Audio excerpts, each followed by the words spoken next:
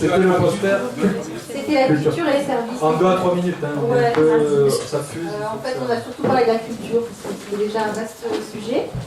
Donc la première idée qu'on a retenue, c'est de dire qu'en ruralité, il y avait peut-être il y avait moins de moyens qui étaient accordés à cette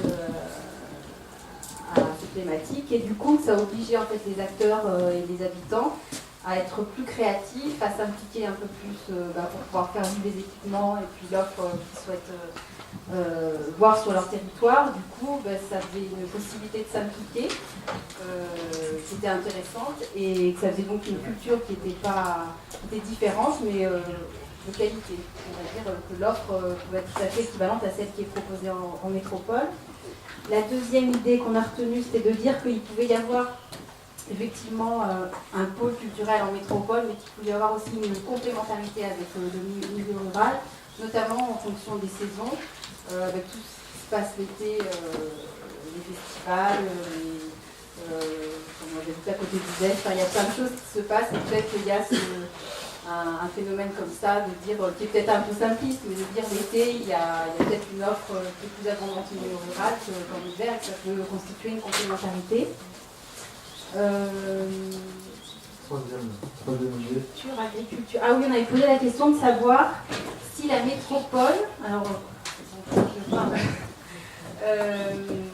aujourd'hui il y a toute une dynamique qui est faite pour voir si l'agriculture qui se trouve à proximité des grandes métropoles peut pas être évoluée, se transformer pour répondre aux besoins nouveaux en fait, qui émergent en métropole, et est-ce que les métropoles seraient prêtes à faire la même chose pour, on va dire, une ceinture culturelle autour de son territoire? C'est une question qui reste posée.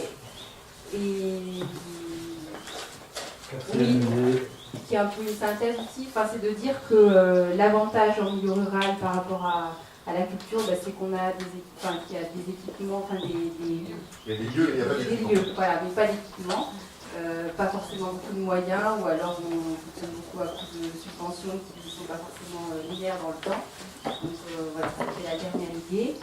Et après, je me souviens plus Ah, la transversale, ça fait que la métropole connaisse son environnement rural, qu'elle l'envisage avec bienveillance comme une richesse. Voilà, ça pourrait être le souhait voilà, par rapport à l'ensemble de l'atelier, effectivement, que la métropole puisse considérer autrement le milieu rural et considérer avec bienveillance, notamment sur ces aspects culturels. C'est bon? Les membres de la table se retrouvent à peu près dans le contenu. Merci. Retrouvez et suivez le C2D sur son site internet et les réseaux sociaux.